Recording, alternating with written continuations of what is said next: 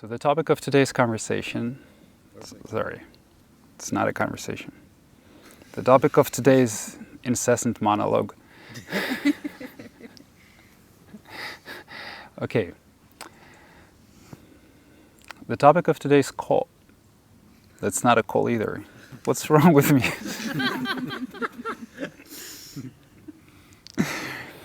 The topic of today's talk is going to be boundaries.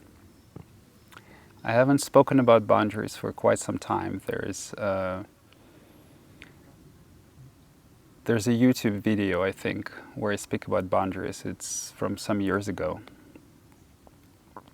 I would spoke about it a little bit differently today. So it's a conversation that is much worth having.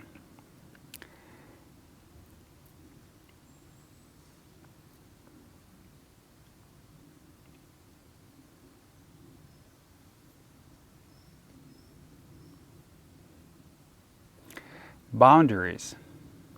It's actually a very confusing word. The whole of spirituality is concerned about boundaries. Dissolve your boundaries.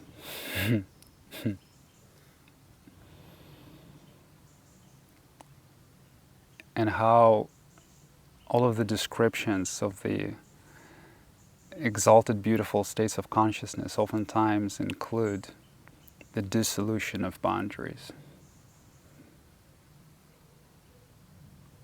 There is no boundary between the inner and the outer, someone would say. It's true. All boundaries dissolve into infinite awareness. It's true.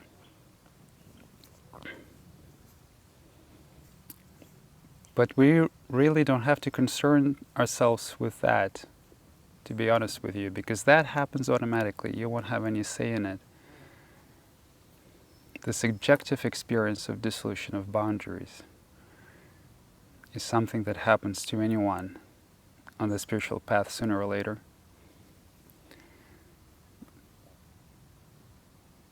That's an easy part.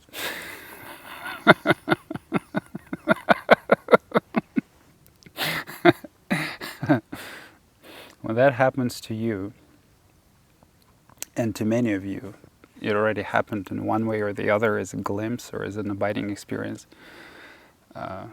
you will know what those boundaries refer to.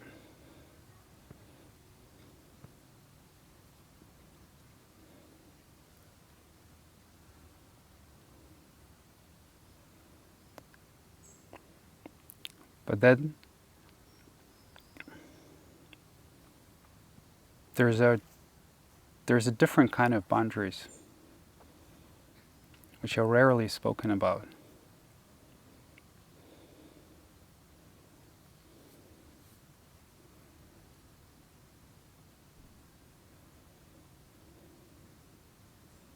The outer boundaries that we impose in our relationships with other people. How do I allow myself to be treated?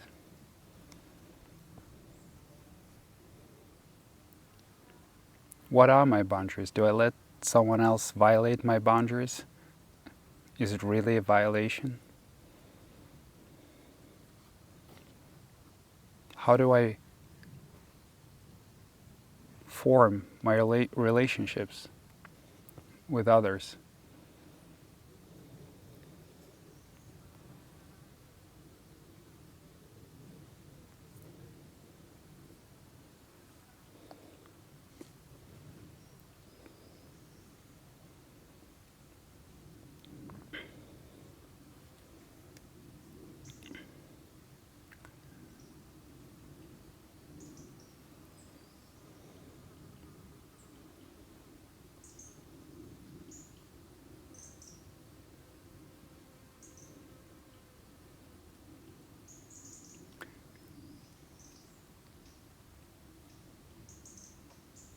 In spirituality, we are concerned about inner boundaries, the boundaries of our experience.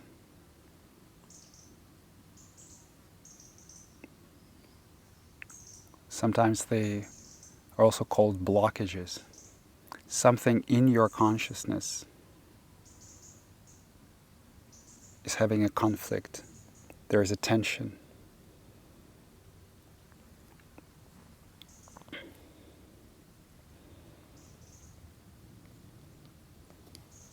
But how does it translate? How does it reflect on our day-to-day behavior and our relationship with others? One cannot hope to start dissolving these boundaries without being able to enforce boundaries.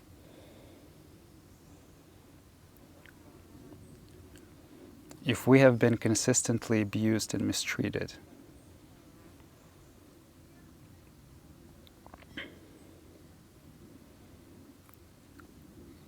then we need to learn to establish boundaries in our outer behavior, in our relationship with people, before we can dissolve those inner boundaries. It can be very confusing. So some teacher would say, or in a spiritual book he would read, that the goal is equanimity, that every experience must be accepted. And then someone mistreats you. Do you accept that? Are you allowed to react, or are you allowed to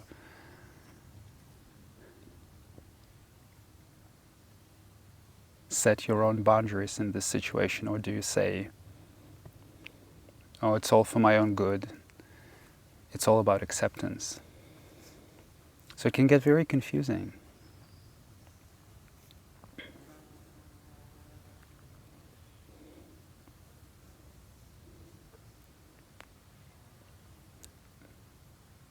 The boundaries that we set in our behavior and the inner boundaries, the blockages in our conscious experience, are connected in a very peculiar way.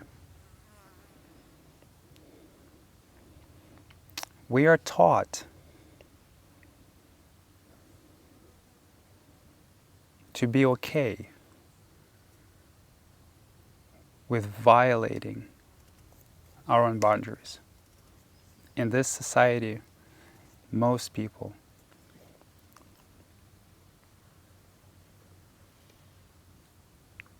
from the very beginning of their lives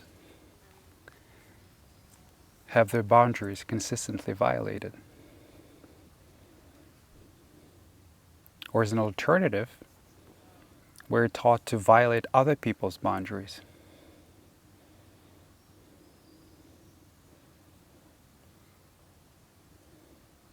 For the pleasure of seeing ourselves as superior.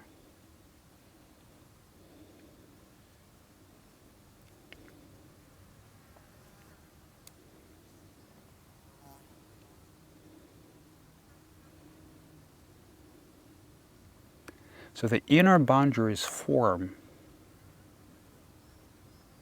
as a response to unprocessed pain of violating the outer boundaries.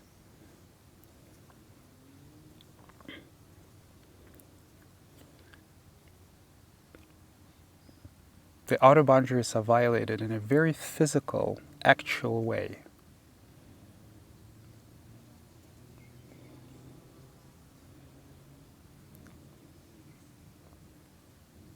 For example, when we're very little and we're punished for not doing something that the society expects us to do, when we're made to do things we don't want to do, or even when we're made to listen.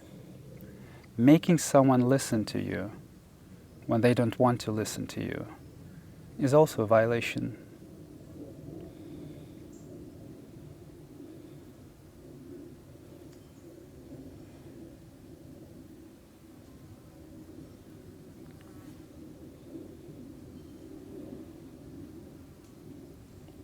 And the response to that is the formation of psychological boundaries.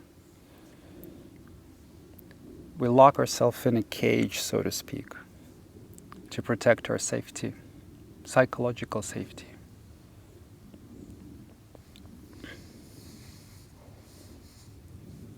So yes, strictly speaking, from the perspective of the ultimate reality, all psychological boundaries are self-created.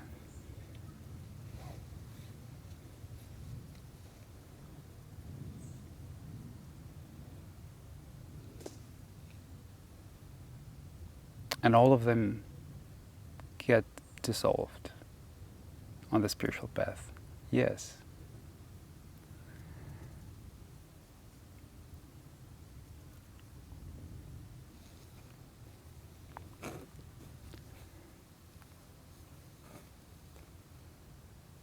Strictly speaking, ultimately,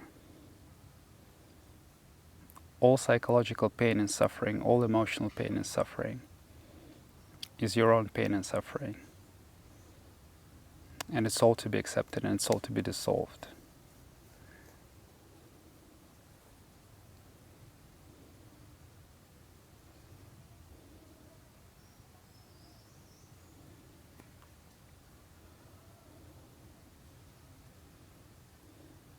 But practically speaking,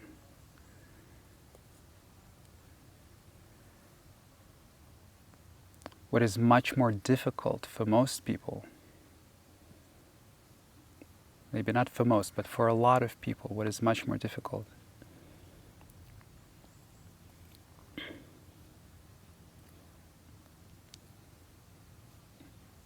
is learning to set their own boundaries in how they allow other people to treat them. Because mistreatment feels familiar, you see?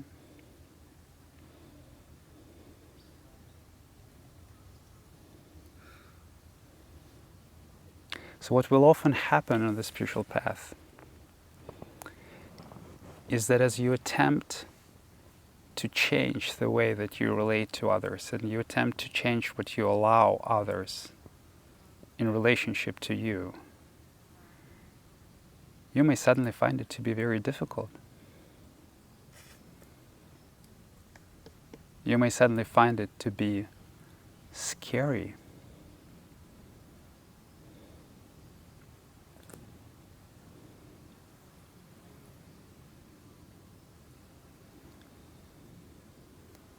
You may get afraid to lose someone or to be disapproved of, even if it's this very same person that abuses you. You will find that this psychological boundary of setting an actual boundary as it pertains to your life and your behavior is actually much stronger. It's much thicker than the familiar way of letting things slide, for example. Right?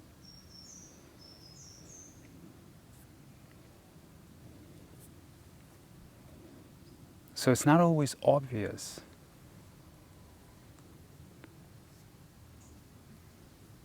where the actual boundary that needs to be worked on lies.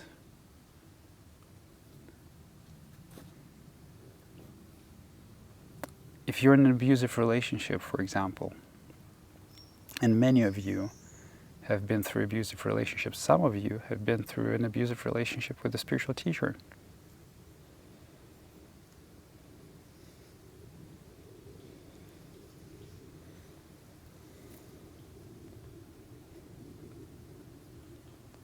And you find yourself the subject of condemnation,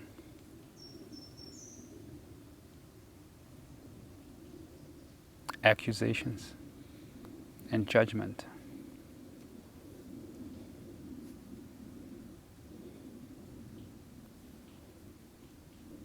Demands to be listened to,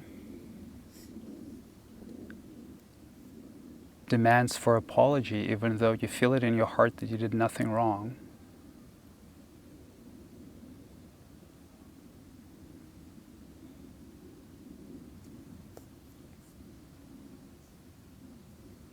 What is a more difficult boundary to cross psychologically for you?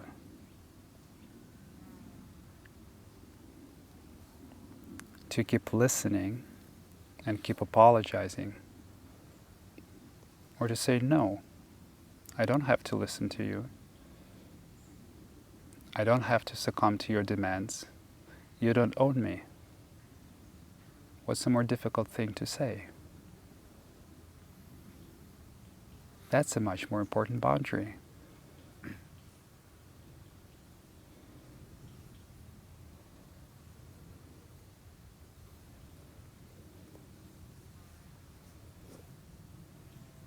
Yes, I could say that in the coveted, completely enlightened, equanimous state, it is just as easy to listen to someone berating you or demanding an apology from you as it is to walk away. It is true. But if you ask yourself honestly, in your experience, is it true for you? And are you succumbing to an unreasonable demand out of habit?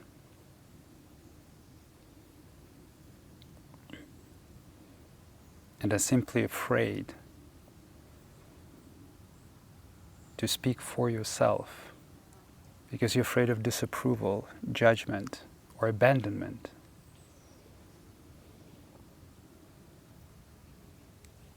If you ask yourself that honestly, then you'll know where the real work lies.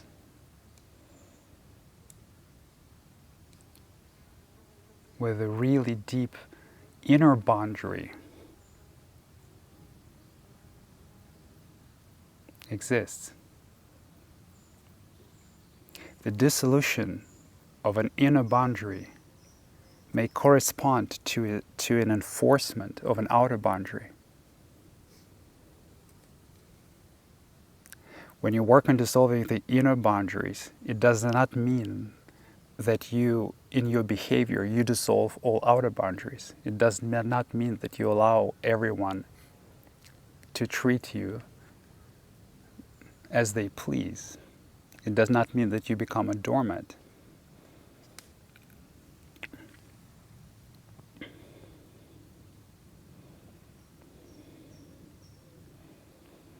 So for a lot of people, the direction of the dissolution of the inner boundaries implies learning to set and enforce outer boundaries.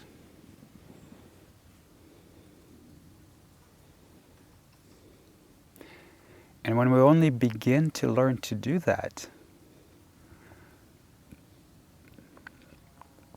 things oftentimes come out rather aggressively.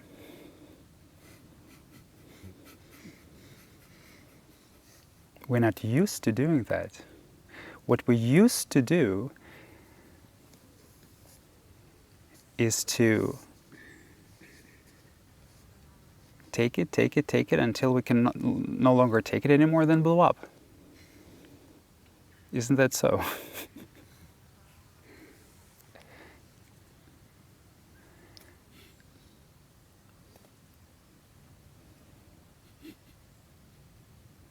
And so it's very natural when we learn to speak for ourselves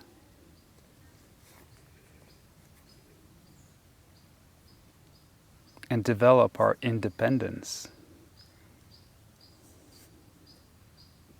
It's very natural for us to kind of overshoot it. The more you wait to speak for yourself, the more you will overshoot it. Because it accumulates, the resentment accumulates. The resentment of letting another mistreat you is also the resentment of letting yourself be mistreated. It's the same resentment. Some people internalize it and blame themselves. Some people externalize it and blame the other person. And it doesn't really matter where the arrow points. But what matters is the more there's an accumulated resentment, the harder it will be for you to calmly say no. So it will come out angrily. I'm sure many of you have noticed this dynamic.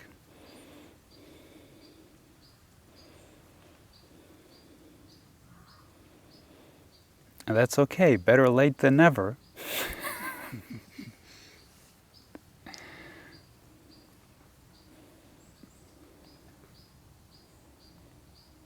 So if you're living with a partner who's also on the spiritual path, it would be good for them to know what's going on.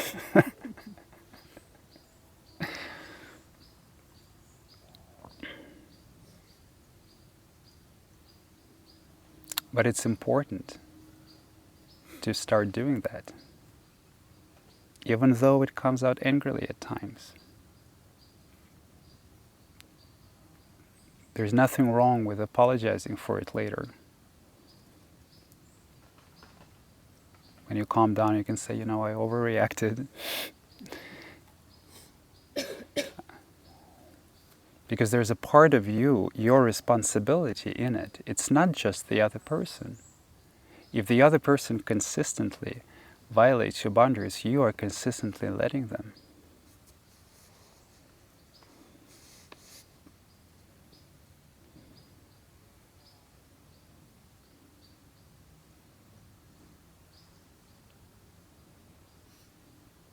There's a tremendous power to be able to say no very calmly.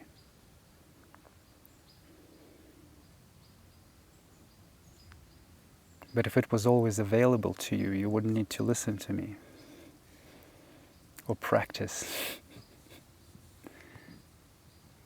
So at times it won't be, that's okay.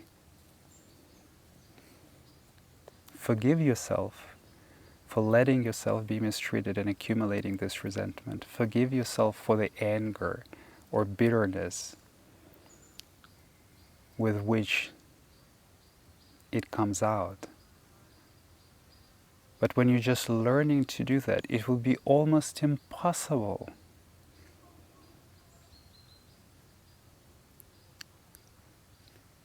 to enforce your boundary, to say what you need to say, or to speak for yourself without anger or tears,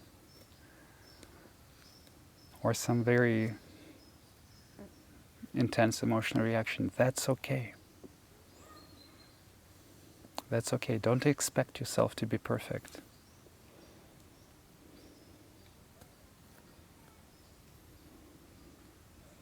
Do not expect your own perfection, and the realization of your own perfection will come when you least expect it.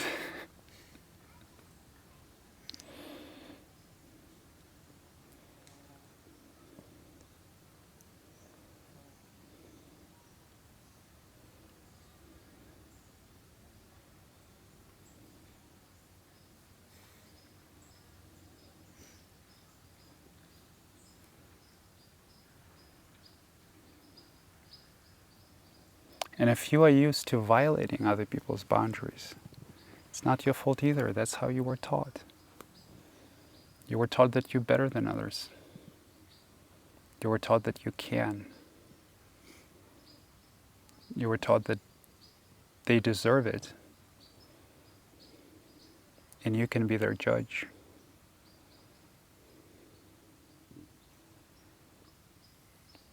So as you unlearn that, there will be a lot of sorrow and guilt. And you will want to apologize. And just the same, you will not be able to not overdo it either. You might start apologizing and crying and wailing and like, I'm sorry, I treated you so badly, I'm sorry. And the other person will, what are you talking about? That's okay, we're friends, that's fine. I've forgotten it a long time ago. And you'll feel very stupid. But it's needed tears.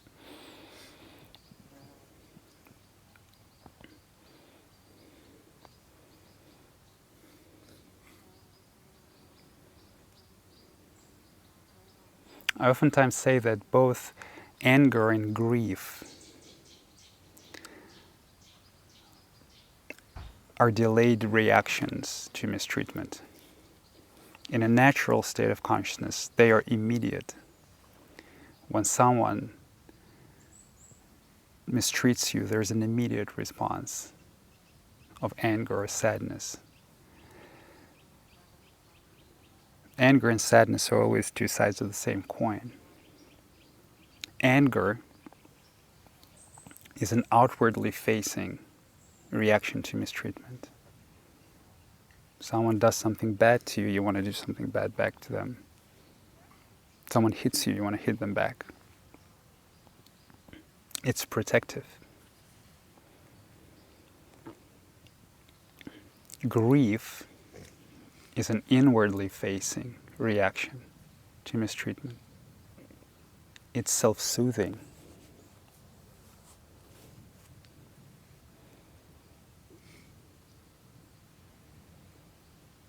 That's natural, but because we've been suppressing so much of it and denied the natural expression, it gets accumulated and it gets delayed.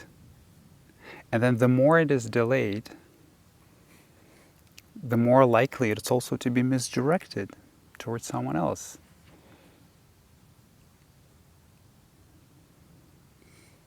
For example, you've been allowing people to mistreat you in a certain way for decades, and then this new person does something similar, not even as bad, but you're awake now and very sensitive and raw, and now there's just a rage, anger towards this new guy,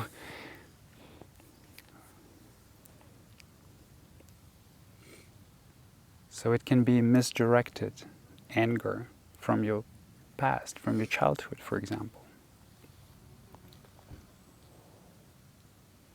It can get very confusing. When we're processing this suppression, it can be even confusing to differentiate between mistreatment, when someone just says no to you, for example, and the expression of their own independence.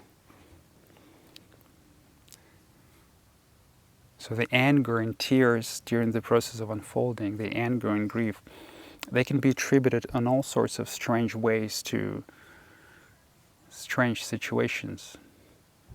I'm not even talking about crying or raging watching TV, but even speaking to, communicating with other people. Someone might say something to you quite benign, but it can remind you of mistreatment that you have endured for years before, and you can get very angry.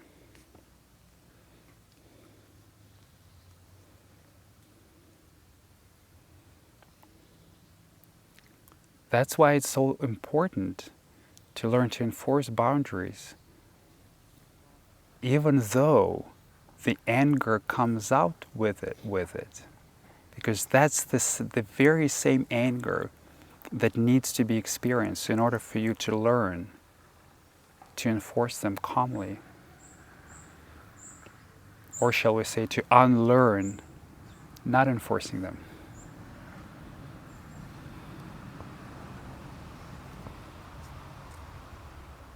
And some of them run very deep. For example, you don't have to listen to anyone you don't want to listen to. You don't have to explain yourself to anyone you don't want to explain yourself to. Both of those are instilled very deeply in childhood in most of us. You must listen to your parents because they are superior, regardless of how they treat you. And to your superiors, what right do they have? They have the right to demand for your explanation. So you must explain yourself, you must justify. If they don't like your explanation, you can expect to be punished. That's how we are conditioned.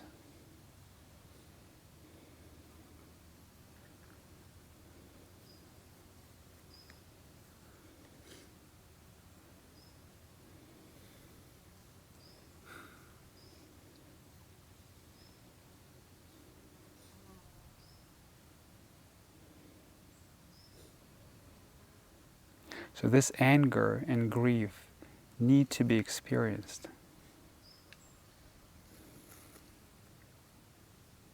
If it's difficult for you to say no, then when you only start saying no, you won't be able to do it calmly. Or if you're accustomed to treating someone, let's say your partner, as your inferior, and you're accustomed to them saying yes all the time, the first time you hear a no, you're not going to be able to take it calmly.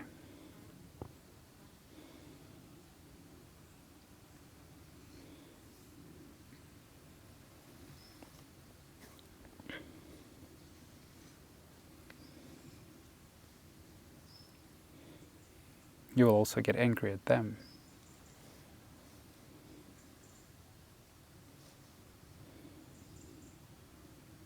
Which in reality would be the anger at yourself for mistreating them.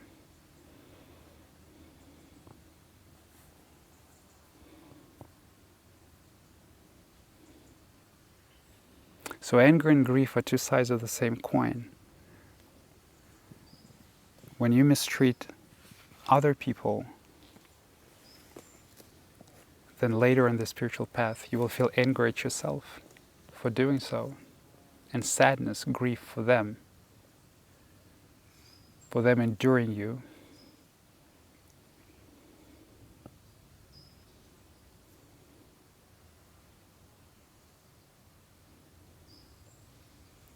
And when you are mistreated yourself, you will feel anger at those who mistreated you, and sadness, grief for yourself.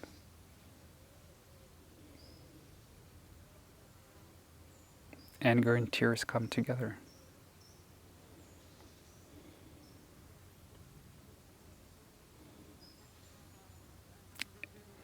And so through accepting of those experiences and through growing in your own independence, the inner boundaries dissolve. And paradoxically, your deepest independence, your deepest freedom, your complete reliance, your complete self-reliance, psychological self-reliance, and your complete independence of other people's judgments and opinions, complete aloneness, corresponds to the dissolution of inner boundaries and the utmost flowering of love.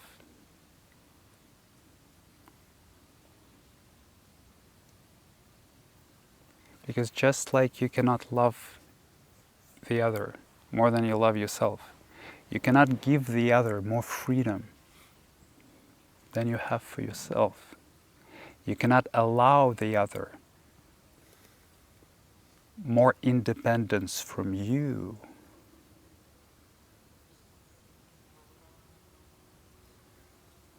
than you have from them.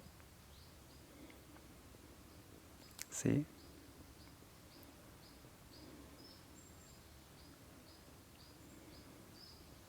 If you cannot say no to them, you won't allow them to say no to you.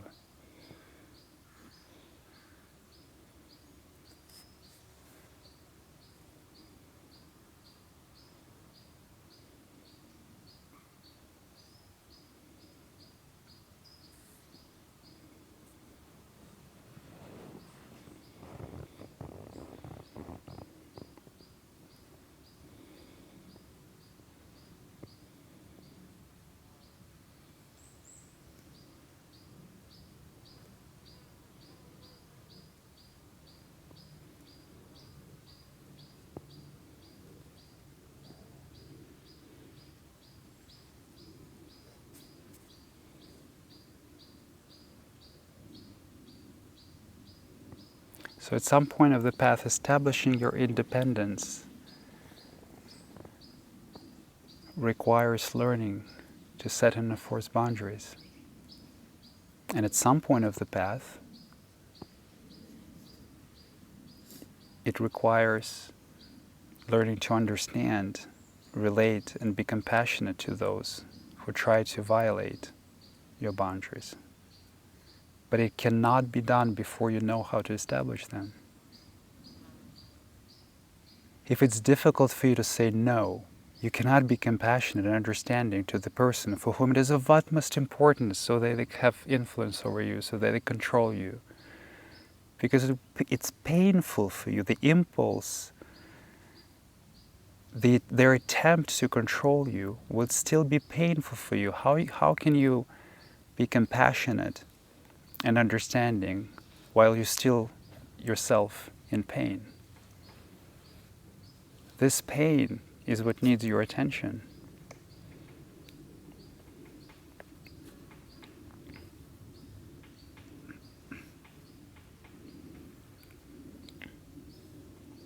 The understanding of yourself always comes first.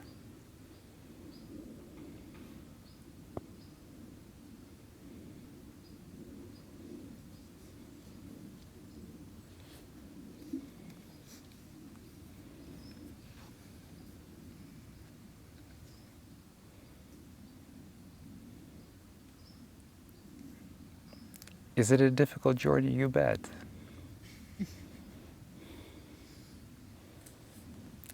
If you take a deep, honest look at our society, it's a society of mutual influence, of a mutual dependence. To many people, the very fact that they cannot influence you is offensive.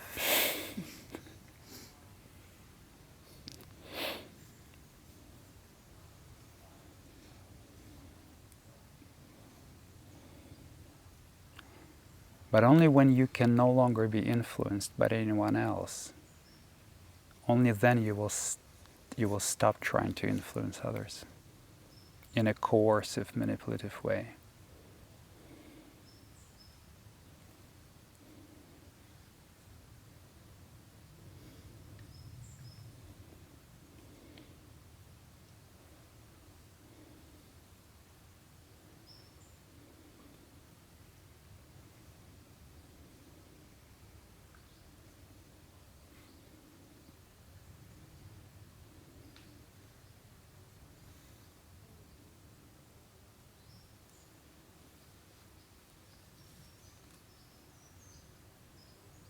This is a very uncomfortable pillow.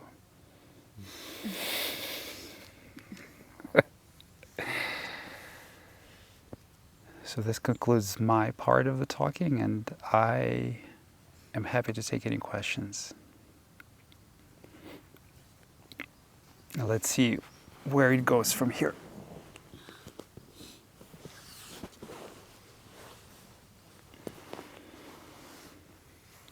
If anyone wants to ask a question, here's a mic.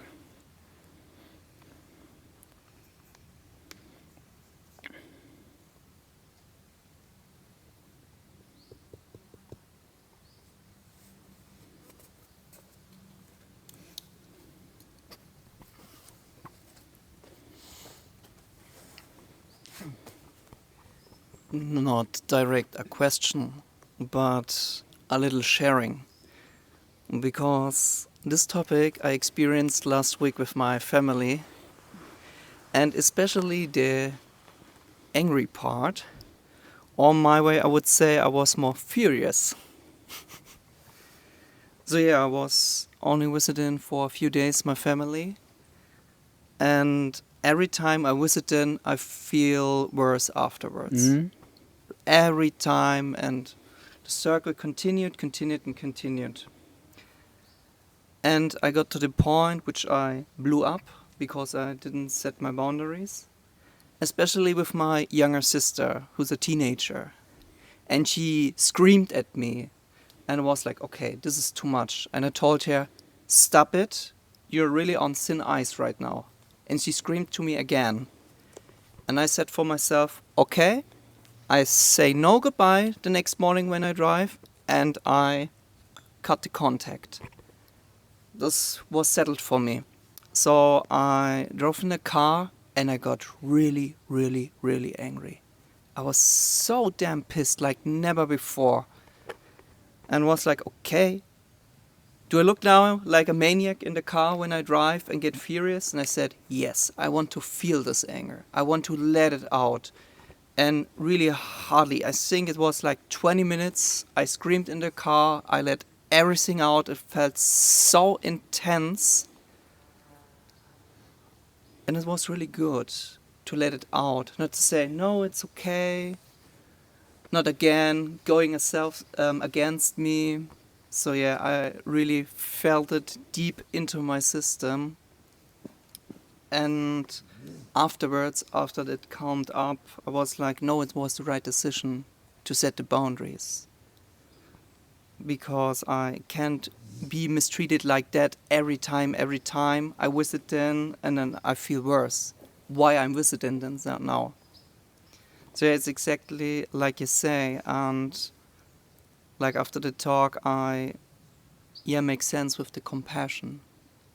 Because I let it happen, the anger, the furious, and how it's more possible to relate. Because the interesting thing was, it was like, should I set this boundary? Like there was a little bit concern. Can I really be this harsh right now? Is it the right decision? But I said, no, it's for me, it's my life. It's my life quality. And even if it maybe looks harsh on the outside, I do it.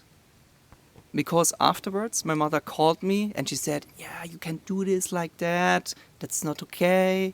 Can you maybe think about it? And I was like, no.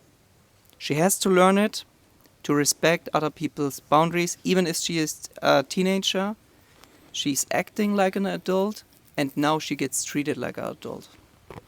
Yeah. Good for you. Did you cry afterwards? Maybe a little bit, but not really. This is also where I have sometimes some tears come up, but a crying never happens. Maybe it will come. Maybe. Yeah. I was just curious. Yeah. Yeah. Good for you. Yeah. So the family is the hardest. It's always the hardest. Because the ego exists in mutual manipulation and mutual influence, mutual emotional influence. So obviously, naturally, the people who you're closest with, your mother, your father, your partner, your children, will be the most difficult triggers. Always. Not only because they are dear to you, which is always true, even if you're in an abusive family, they're still dear to you. But also because they know you very well. They know your buttons. They're not shy to show you their own. You know, one of the tragedies of our society is that people let their most ugliest selves out in the company of the most loved people. So in the workplace, in the streets, everyone tries to pretend to be so nice, so courteous. You know, to people that we don't know and that don't matter, we are very restrained. And then the people who are the most important people in our lives, they get to see the worst of us. And if you really consider it, it tells you something about the values of this society and how deeply it departed from the values of love. Career, productivity, public image, those are important. The people who will be with you for the rest of your life, the most dear people, with them you can behave however the hell you wish. So yes, as Ram Dass said, if you think you're enlightened, spend a couple of weeks with your parents and see what comes up. Now, for as long as it bothers you, for as long as it touches you, for as long as there's still anger, for as long as there's still grief, for as long as there is bitterness, it's important to do what you're afraid to do. And in a lot of these cases, setting of the boundary is very scary. It's much scarier than to simply listen, you know. If you can, it does not mean that like it does not mean that an enlightened person always sets those boundaries and never allows anyone to say anything bad to them or to scream at them and things like that, right? It does not mean, because this would translate into teaching all the time, right? Of course not. Of course not. But as I said in the talk, ask yourself honestly, what is more difficult for you? To stay in this situation, or to say, no, I don't want to be treated this way. I want to leave. And if it's the latter, then that's what you should do. It's just like in an abusive relationship, you know. You may say that every relationship is spiritual in essence, and every relationship provides a tremendous opportunity for spiritual practice and growth, including an abusive relationship, yes. But for most people who are in an abusive relationship, living the relationship is much scarier than staying in it. That's why they stay. You see? Even though it is abusive, it is painful, they get berated, they get judged, but living is even scarier because they're afraid of being alone much more than of being in a company of an abusive partner. So if someone like that is awakened and their consciousness starts doing their job and illuminating the conditioning, and they meditate and they practice, in the context of this relationship, and as they process the anger from unfairness, from mistreatment, the grief, they will sooner or later also realize that the next step that they need to take is to leave and stop being dependent on this person. And that will be a scarier step for them. It's not always the case, so it depends on, like if you're in an abusive relationship, they're basically, and you're on the spiritual path, there are basically only two possibilities. And the first, that you will understand that this person is not the right person for you and never was, and you were just letting yourself be used, and then you will sooner or later go through the fear of admitting this to yourself and summon the courage and leave the relationship, which is harder for most people than staying in it.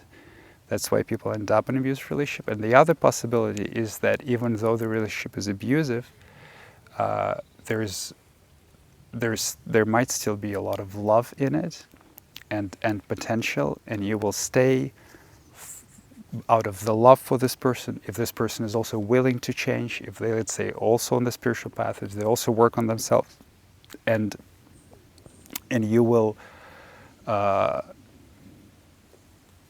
learn to be equanimous in the face of it all, for them, for you both.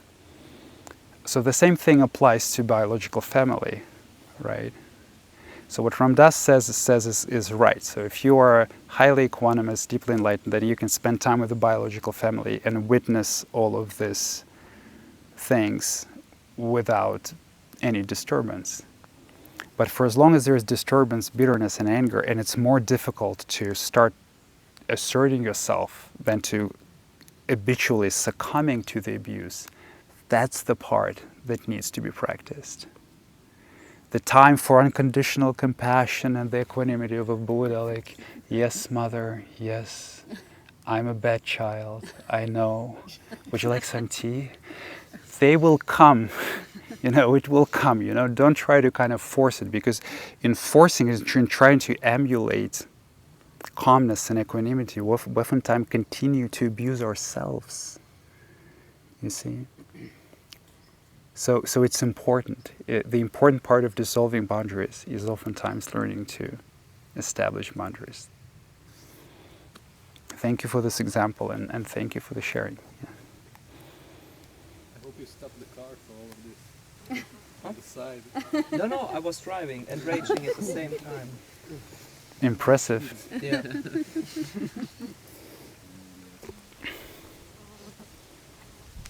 So I noticed that I cannot hear you. I noticed Could you that repeat that? in my first relationship, can you hear me? Try again. I noticed that in my first relationship, I was more of I was the one who has a problem with setting the boundaries, and yeah, I worked through that, trying to say no, and but I realized, like, on my second relationship, that I've become the other person, and I've learned the way that I was treated to treat the other person the same way. And now I have a problem of knowing if I'm violating the other person's boundaries, because um, I know I've seen it for myself and I've conquered it, but I don't know if the other person is also working through that now. And I just want to ask if what would be the clear signs that I'm violating someone's boundaries, even if they say it's okay. Are they also practicing? Are they in the spiritual path also? Yes.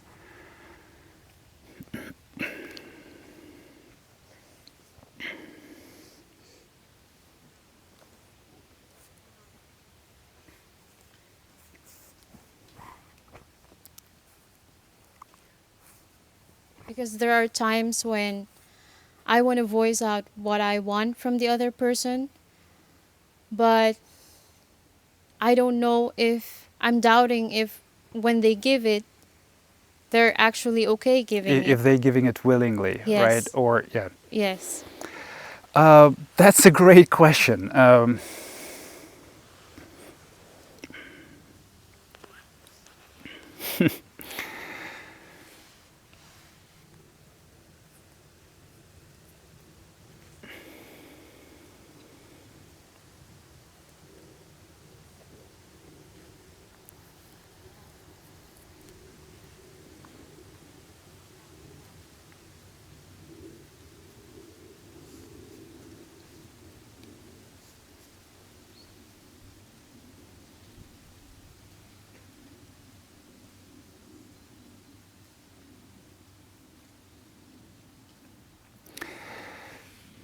So the most important part of this interaction that happen, especially between two practitioners on the spiritual path, is consent.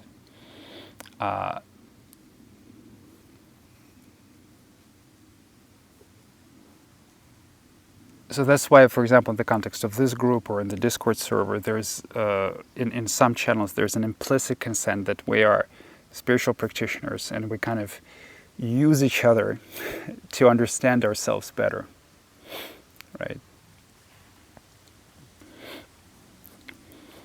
So if lack of consent is expressed openly, then it's best not to violate it.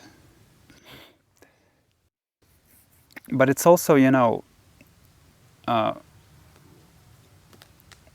make sure you don't succumb to hypocritical situation. Like, for example, if the other person says, I don't consent to listening to you, and they never consent to hearing you, right? But they expect you to listen to them all the time. You don't have to do that either, right? Now, of course, oftentimes the consent is expressed, but the person really is not consenting. Like, for example, I mean, in a sort of an extreme example, a lot of women consent to sex when they really don't want to have sex, right? So we're taught to consent to a lot of things and to say, yes, it's okay, even though deep inside we know that it's not okay. We may not even know that yet, but we're conditioned to agree. So the best thing that I can advise in this situation is to listen to your intuition. Like if your intuition is telling you that, that this person is only saying it's okay for you, but really it's not okay for them, then it's best to leave them alone. But in the context of the spiritual unfolding, you can expect, hold on. Just 1 second.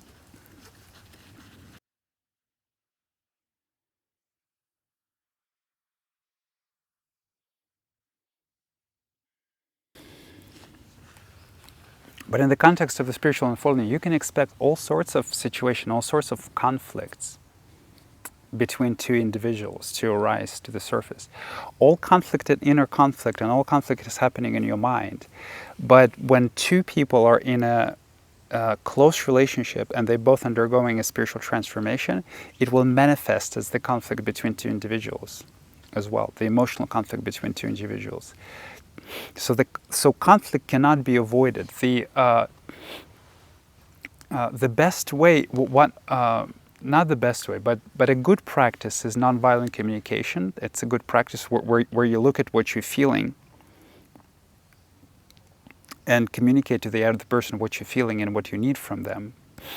It jives with the concepts of consent very well, because basically the whole idea of nonviolent communication is, instead of demanding someone do something for you, you communicate your feelings in hope that another person will be able to relate to them, because every one of us knows how shitty it feels to feel angry, to feel scared, to feel misunderstood. Like everyone has some emotional needs in the dream state. Everyone has a bunch of emotional needs, and because we're basically in the dream state, we're all children that haven't grown up yet, and we need love, we need understanding. It's difficult for us oftentimes to give it to ourselves. So we oftentimes need another person.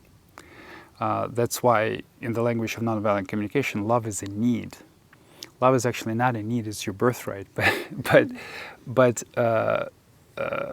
in the dream state, it is a need.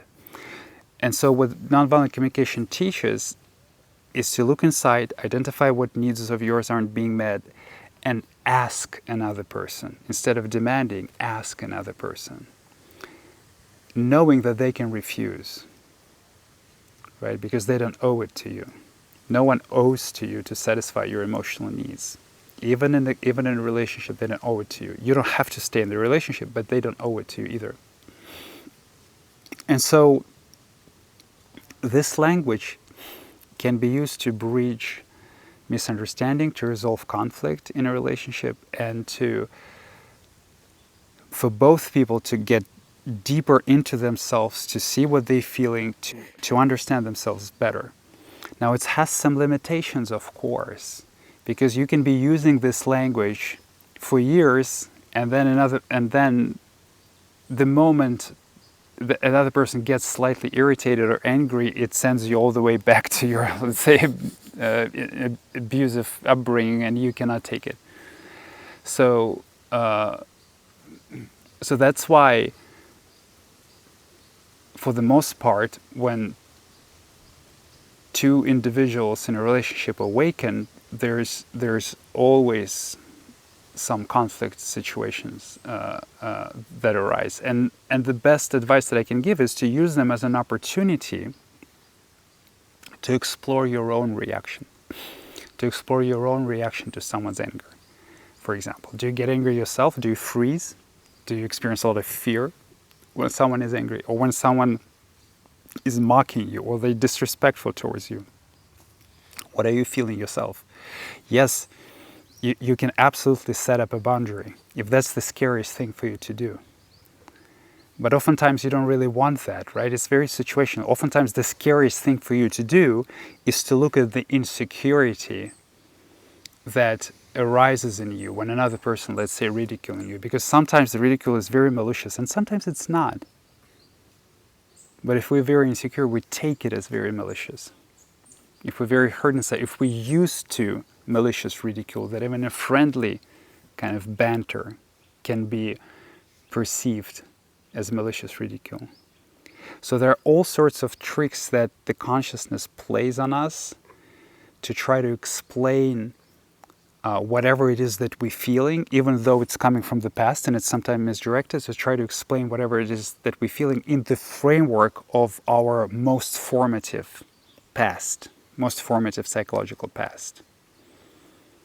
And so the deeper you go into these feelings and emotions, and the more you study your own reactions and the boundaries in your own consciousness, the more you detach from how your past colors your perception of reality in other people, and you start seeing what's really going on. And it's becoming easier for you to see, like, if this is a friendly banter or it's malicious ridicule. If this person just did a benign comment or they actually try to hurt you, right? Are they really angry at you and they're mistreating you, or are they just angry because they hit your finger and, you know, okay, so you were there and you may be on the receiving side of it, but it's really like, it's really nothing to make a fuss about, you know? They just need some time, you see? So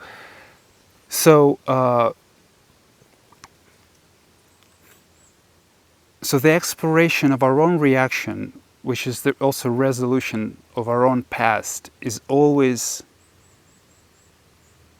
the key, is always the most important part of the spiritual journey. But it's important. But in some situation, it means learning to enforce boundaries, because for a lot of people, that's very difficult. Does it make sense? Yes. Does Thank it you so address much. your question? Yes, it does. Okay. Thank you so much. I'm surprised myself that it does, but It does. okay.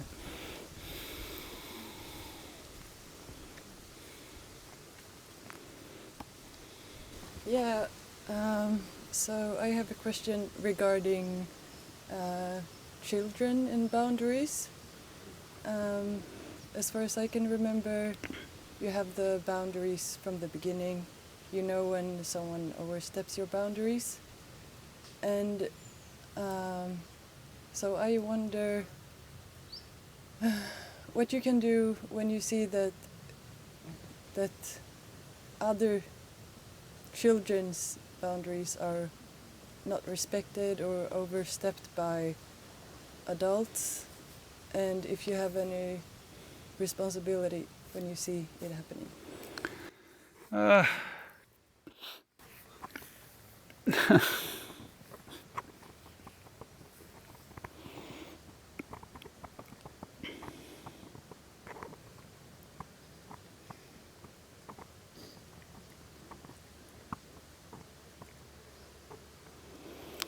I wish you could do a lot, you know.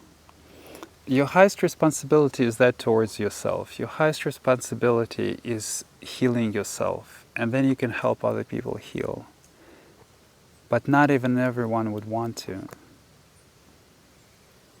If everyone wanted to heal, I would be very popular, a very popular teacher. But no, it's the opposite. Very few people actually want to go on this path. So that's your biggest responsibility. In practically speaking, when you see other people abusing children,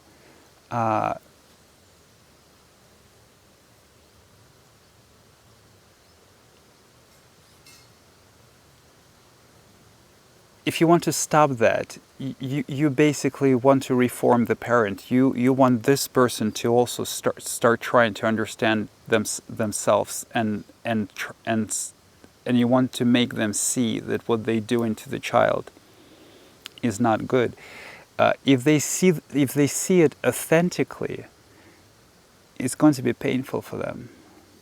So they need to be ready to see it, and because even if they're abusive, deep down below, they love the child. They're just under this delusion that they think what they do into the child is good for them, for the child. because they were hurt similarly themselves, and they were told that it was good for them. And oftentimes the abusers, they are proud of their upbringing. You know, it's like the roughness, the toughness of their upbringing, they would say, build their character. And they're trying to do the same thing to the child. And so,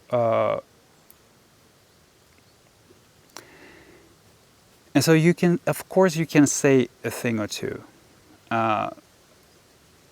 The clearer you see yourself, the less pain you have yourself, the more efficient it would be.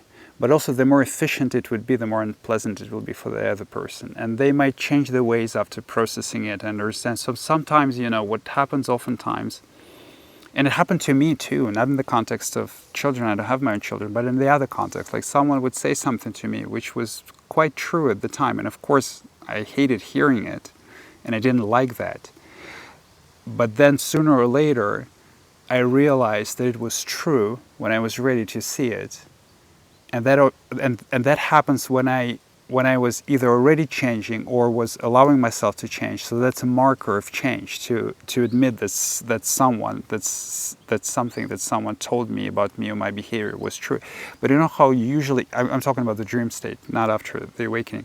But you know how much time passed before I heard it and before I realized that it was kind of true? Usually years. So you might say something to the parent. They may get pissed, like, you know, don't tell me how to, like, that's not your child or whatever, right? And then maybe 5 years afterwards, they would understand that you were right. Is it beneficial for them? Sometimes, yes. But it just gives you an example of how limited you are in what you can do. Certainly, getting angry or abusing the parent themselves doesn't work very well, because what tends to happen with abusive parents is that they're just unloaded to the child. Yeah, but like, if I see someone I know get angry at their kids and they don't respect the kid's boundary, can I get angry at them then? Like, that's what I was talking about. It usually doesn't work very well. no, but it feels like a natural reaction. Like, I need to defend this little thing that. Well, yeah, but you know, like,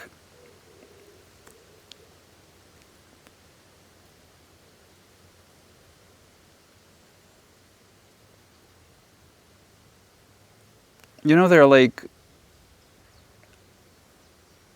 I can give you an example from my own life.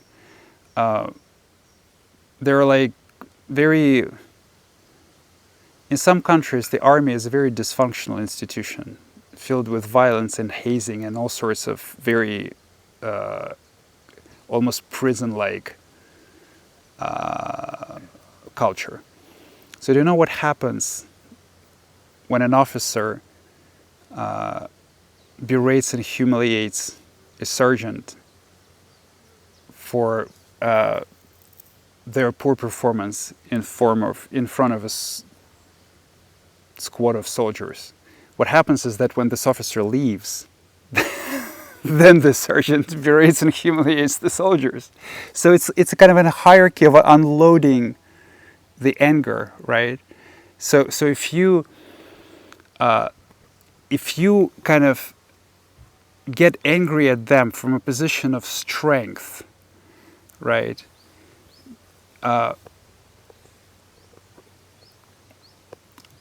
If you get angry at them from a position of weakness, or if you start crying, or if you start pleading, like something like that. So if something like that happens, it may touch their heart in some way. They might feel ugly about themselves, so they might reconsider something. But if you get angry with them in the position of strength, and the more kind of generally speaking, the more equanimous the consciousness is, the more developed the consciousness is, the stronger it is psychologically, right? So you'll be much less affected, like a couple of days from that episode, than they will be. So they might be thinking about this for months. You will go on your jolly way. So if there's like an inner strength in you, which they lack, and you get angry at them from a position of higher strength, right? Then not always, of course, there are no rules for everything, but what is quite likely to happen is that they will unload it onto the child, because they also feel stronger than the child. So they feel stronger than the child, that's why they can abuse them. You feel stronger than them in a way that you see more. And it's kind of the same hierarchy of abuse. So the best thing that you can do is to be very open, sincere, honest, and heartfelt in your plead to them to stop abusing the child. So your tears will probably move them much deeper than your anger. If you can just reasonably explain to them that it's actually hurting the child instead of disciplining them, instead of like building their character, and you can do it calmly without any anger, it will actually work better than if you get angry, because anger is the currency which they're used to deal in. You see, you are not going to be with them to watch over, just like in my example, the officer is not going to be in the barracks all the time. It leaves, he leaves, and then what happens afterwards? So it's the same thing here, right? You're not going to be you're not going to be there to kind of enforce this non-abusive parenting by discipline, Yeah, I know, and I recognize what you say, and I know that it works much better to have a conversation about it and also ask them questions, because I have also sometimes just got confused by my anger. So they have a good reason for their behavior also if I ask Yes. them about it. But can I just add one more thing? Because I was more concerned about the child actually, like if I'm not reacting with anger, and like when you're a kid and you get abused and no one reacts. That's what I'm thinking about. You can absolutely react. Like it's not that I'm telling you, don't react. No, you can absolutely react. My point is that if you want to maximize the effectiveness of it, right? So it's better to learn to respond, not to react, right? I would agree with you when you say it's better to get angry at a parent who is abusing the child than to say nothing and to do absolutely nothing. I would agree with you. It's better, yes. But what's even better is process your anger and try to speak to the parent calmly. Try to, because as you said, they have their own reasons on why they behave this way. They just don't understand.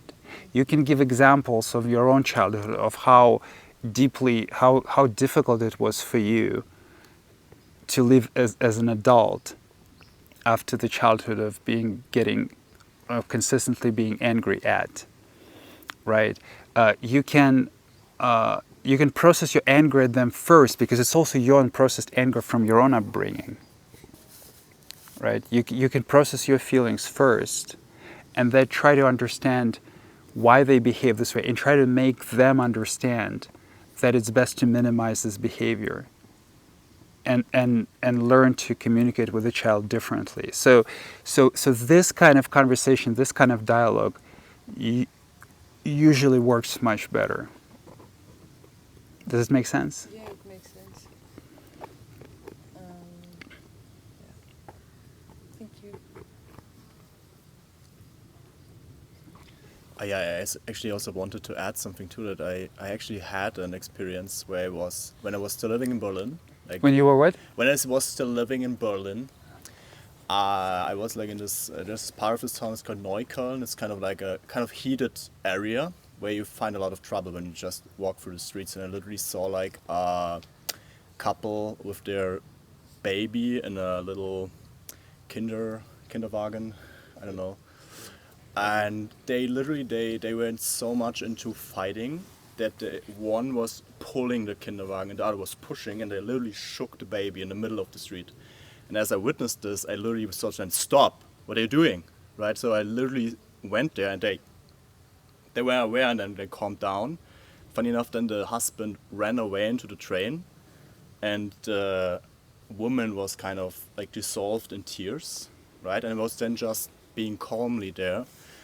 But I think that's a really extreme example. Probably you saw more like maybe in the supermarket someone is screaming, I don't buy you this toy or something like that, right? But here I saw literally the physical, like it looked really traumatic from the outside what happened to the little baby. So I went in with more force, but it felt right in the specific Oh yeah, circumstance. absolutely. I would not disagree with that. It was absolutely the right thing to do. And yes, it's a little bit of an extreme example, but more importantly, it's an example where an immediate action is Yeah. required, right? So if you see someone hitting the child, I would not tell you, process your anger first. No, grab them Exactly, by the yeah. arm. Yeah. I think that what I was talking about is something different, is like speaking to the parent about their abusive patterns, Yeah. rather than interfering in the situation of abuse itself, right? So when you speak to them afterwards, right, because most of the time you don't see this continued abuse, right? So like most of the time, like a parent would say something or raise the voice, this kid would be like, whoop, immediately, and then they behave as nothing happened, right? So, of course, yeah, if it's physical abuse, if it's what you're describing, yeah, no question about it. So most of the time when you approach the parent, they don't even understand what you're approaching them about, right? It's not like in the middle. If it's in the middle of the fight, yes, of course, you did absolutely the right thing. And so when you approach them with anger, they're much less likely to be receptive to whatever it is that you have to say. I mean, afterwards. But yes, absolutely. I agree with you completely. You did the right thing. Yeah. Good for you.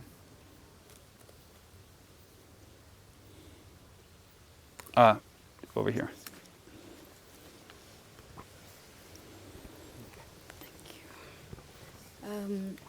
I wanted to ask, what's the fine line between one's boundary and others' freedom, sacrifice, like in relationships, in terms of interpersonal relationships? So one's freedom can be another's boundary, like rules, rigidity around things. Where's the fine line between exercising one's freedom versus somebody sets a boundary, okay, these are rigid rules, you don't cross, versus like sacrifice. So I get confused, Yeah, I know. I know what you're talking about. There is no sacrifice in freedom.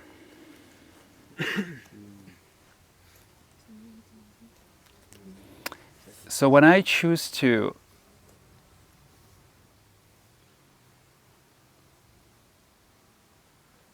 not to do something I want because my wife doesn't want me to do it, those are the situations you're talking about. yeah, something Roughly. like that. Yeah. I choose that because I love my wife more than this other thing. It's not a sacrifice. So do you face conflict during such situations, or is it completely resolved, like there's no question about it? Sometimes. It depends. So,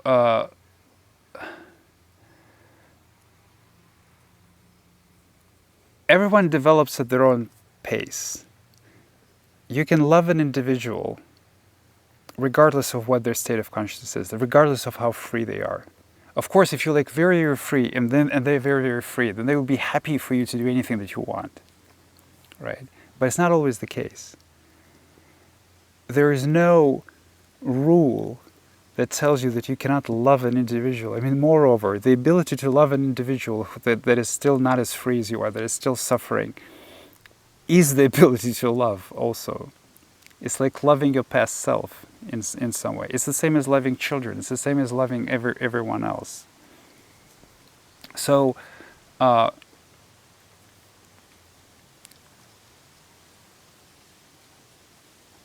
if I always did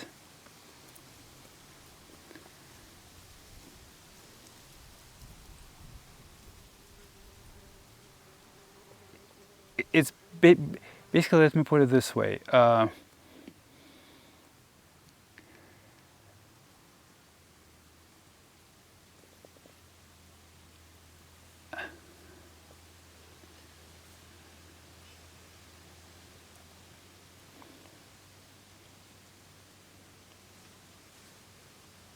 It is more important to me to allow my wife to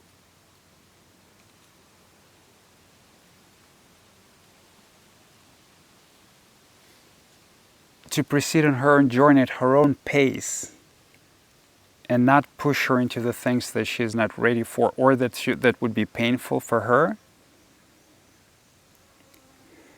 than it is to satisfy some of my other, like, less important whims. So my wife is very important to me. That's the expression of my love for her.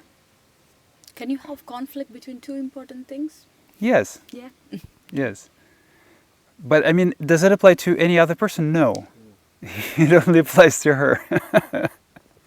But people could be in situations where they don't know which is important, and Yeah.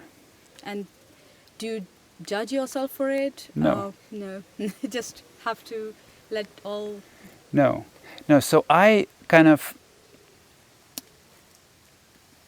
you see, there's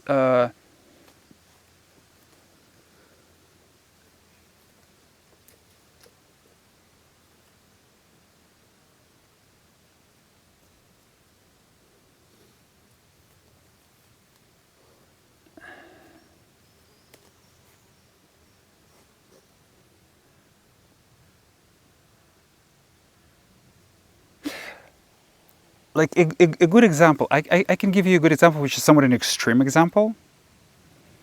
And it applies to other psychological things, but just to understand how it kind of works. So a good example is like nudity or table manners.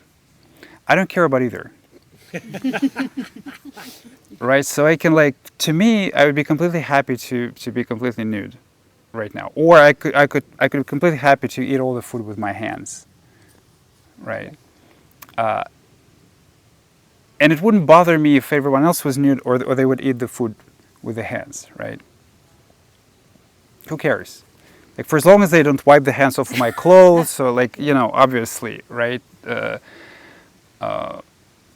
It's best not to inconvenience each other, right? But there is nothing really ugly to me when someone puts the perception of it being ugly is the perception of the social norm of it, like, being, you know, low status, and like how it's pretty, like, to take a knife and a fork and, like, you know, all of that. Or also we perceive nudity as something to be ashamed of, you know, the private organs to be not pretty, or like ugly, dirty, things like that, right? So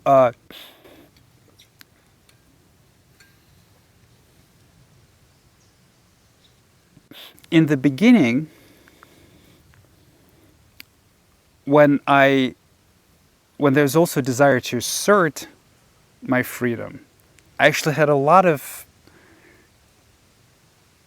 impulses, so to say, or fantasies about, you know, yeah, it would be nice to just, you know, be nude or eat like this, you know, just because I don't care, you know, and like maybe people will even, like, understand that there is real freedom in this world, and like, what's up with this dude, you know, and it's kind of as an inspiration, you know, and also as something that I want to do, right? But as this desire to assert freedom also runs away and kind of things become much more balanced, I understand that in most of the situation, most of such situations, and with most people, not with all people of course, but with most people, the discomfort and the inner conflict that it will create in other people's psyches will outweigh the whatever possible Good. That can. right. So it's something similar with bringing people emotional pain with my own freedom, right? So if those people are dear to me, if I want them to flower into freedom, if I want them to flower into love, if I want them to grow into consciousness with me, if I want them to feel better and better, and be a good force in the world, and this applies to my wife and to a lesser extent to my students, that I don't want to kind of flamboyantly exercise my freedom in the way that it would be too much for them, right? And it's just as easy for me to do that as not to do that, you see. So it's kind of so ultimately on the spiritual path, the action become aligned in the best interest of both parties, but it always starts with you. So you learn to love yourself first, and then this love begins to spill into everyone else. So ultimately, the right actions are in the best interest for everybody, but it starts with you. So the conflicts will, of course, arise, right? And you will have, and the suffering, of course, and of course, because you want to do one thing, but you see, you can also look at it from the perspective of suffering. It's like, if you want to do something that will upset your husband, upsetting your husband would also upset you. Yeah.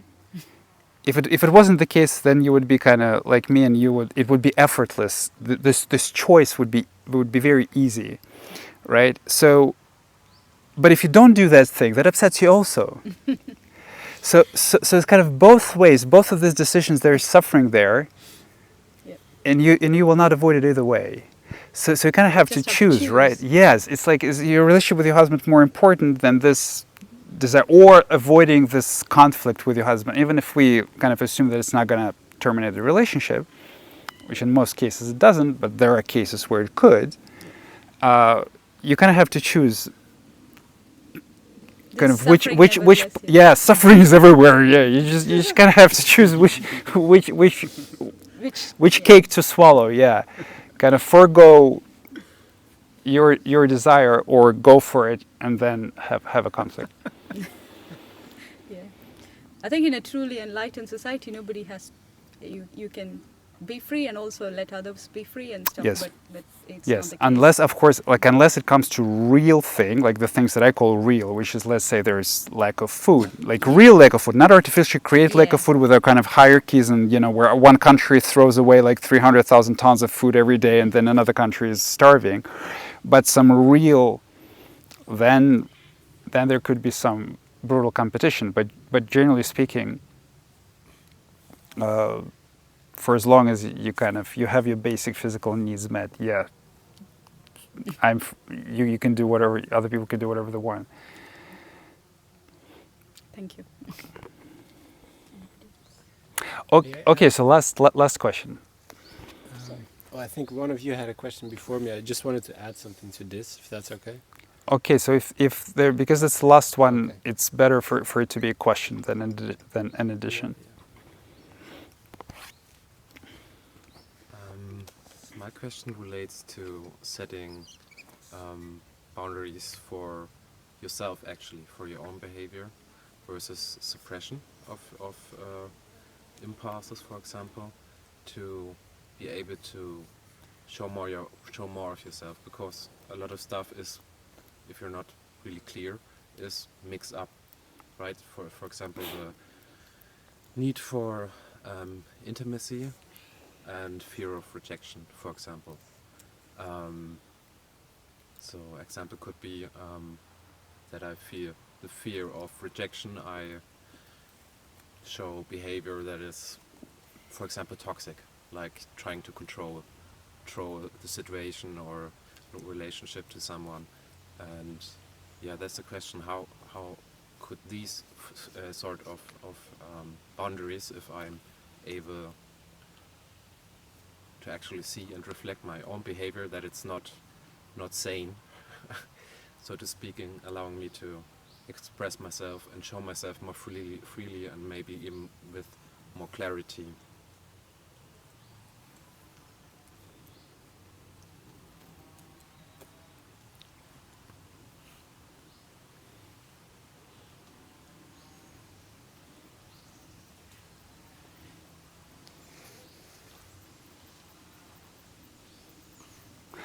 Okay, that's kind of vague, but let me see if I understand the question. Are you asking, so if you like, if you feel like expressing anger, for example, you're violating someone else's boundary, or and then should you or shouldn't you, or are you asking something? I mean, you gave an example about rejection, but I cannot put together the second part of your question and the first part of your question.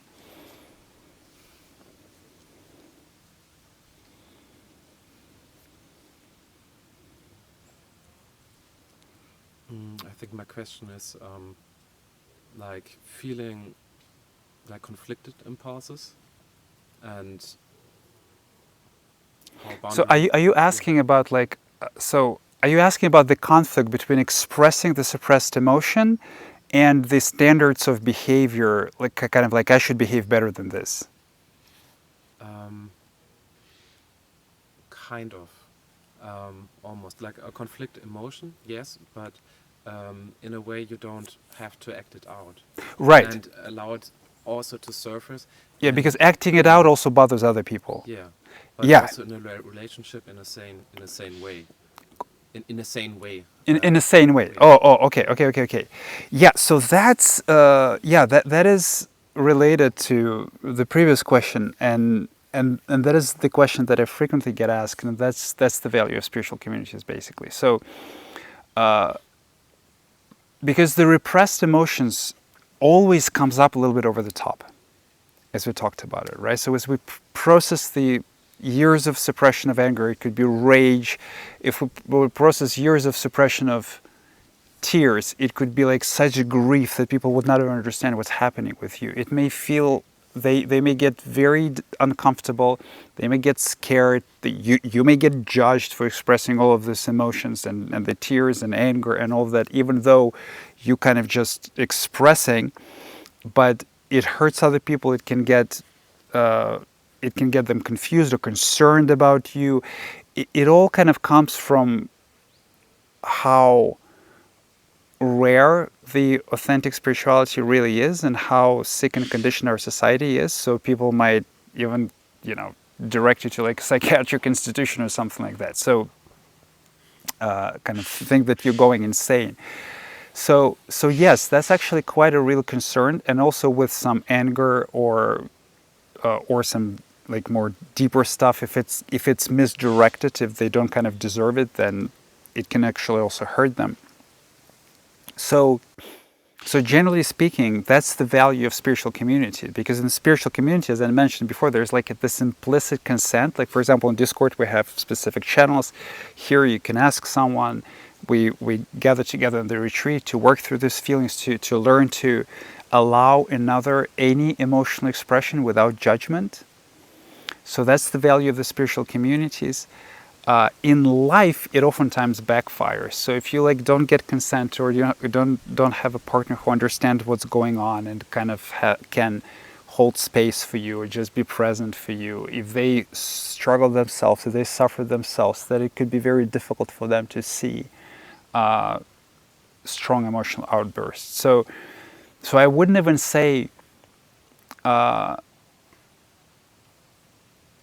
don't do it for others. You know, we already, most of us, are conditioned too much to live our lives for others in rejections of ourselves. I would say in the context of rejection of ourselves, if some kind of, if there was a choice to either only do it this way or not do it at all, and I had a student, I would say just do it this way. Just don't care about what other people think of you, but don't repress your emotions and wail and rage, and just, of course, don't hurt anyone, don't hurt other people, don't do any shitty things. We're only talking about expression. But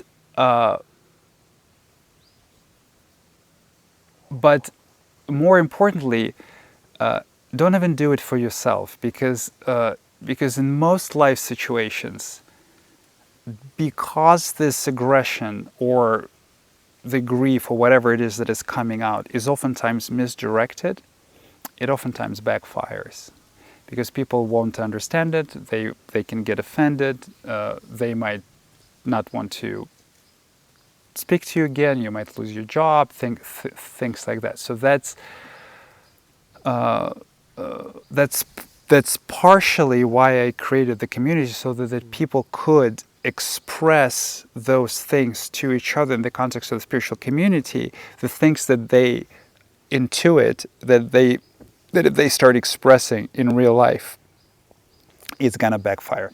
Yes, I can tell you that those who really love you will forgive you. So if you have like people who are really loving, who really love you for real, then you can get into big fights with them, you can express your anger and tears at them, and they will, of course it's not going to be easy for them, but they will ultimately forgive you because they love you. But it does not but does it apply to all like life situations, this complicated transactional society that we live in? No, not at all. You might get yourself into all sorts of trouble. So the best advice I can give is have people that you can trust, that you can open up emotionally to, and in kind of communication with the outer world, in the context of the greater society. Count to 10 before you get angry is still good advice. You know, write an angry email but don't send it is still good advice. You know, because it's rarely productive. The productive part of it is your own self-expression, is the releasing of your suppression.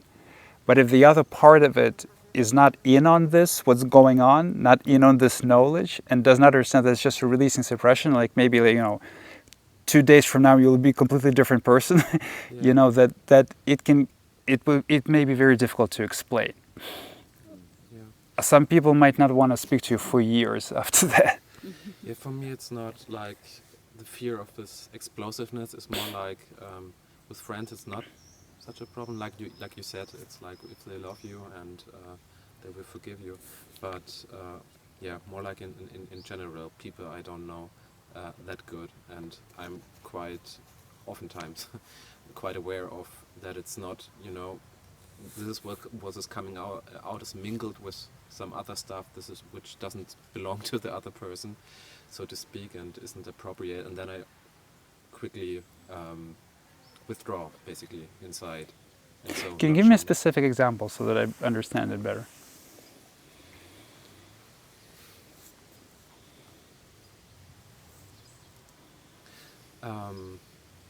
Yeah, for example, for me, it's most relationships. If I get together with a woman, for example, or get to know her, for example, and there's,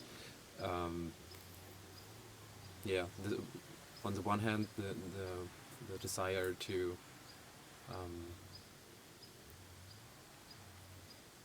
get to know each other, and on the other hand, the fear of rejection and separation, and what's still there, and this mingles up in the conversation, and then this is too much, I withdraw, like too much coming up, and I can't get into real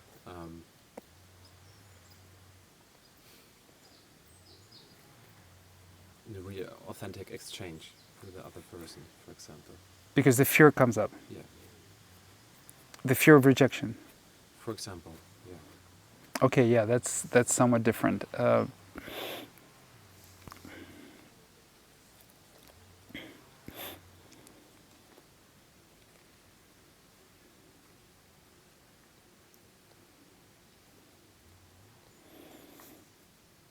So the fear of rejection itself is self-rejection.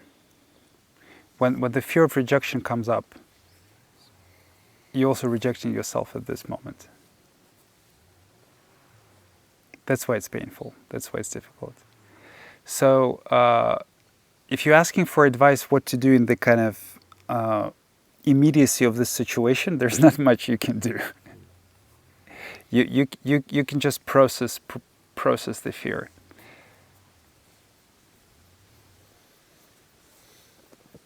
The desire to get to know someone, the desire to connect to someone on the deeper level is, I'm sure, authentic desire. The fear is connected to that because we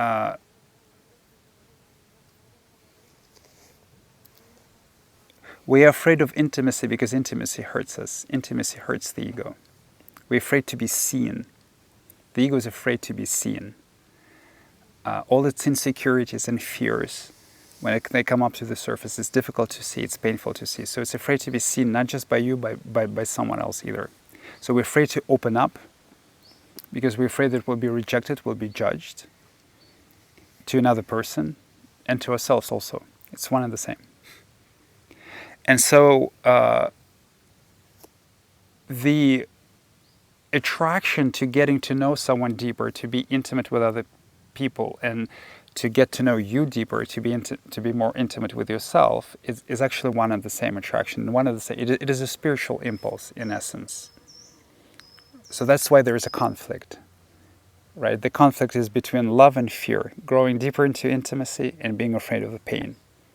So the fear of rejection is the fear of the pain of deeper intimacy. So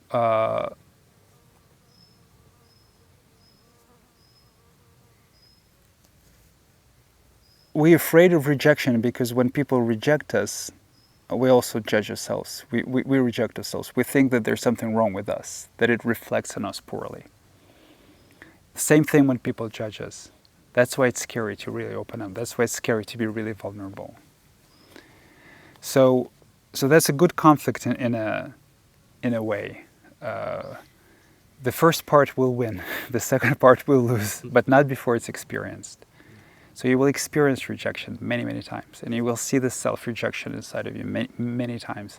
And people will judge you many times, and you will experience your reaction to that many, many times. And you will lose your fear of it sooner or later. So you're doing the right thing by fearing it and doing it anyway. So as I oftentimes say, between the fear and the heart, always choose the heart. If the heart tells you that you want to connect, if the heart tells you that you want to become intimate with someone, but there's a fear, feel the fear, do it anyway. Does it answer your question? Yeah, I think so. Yeah. Okay, awesome. All right, thank you very much, and I'll see you later. I don't remember what's next one. Thank you. Thank you.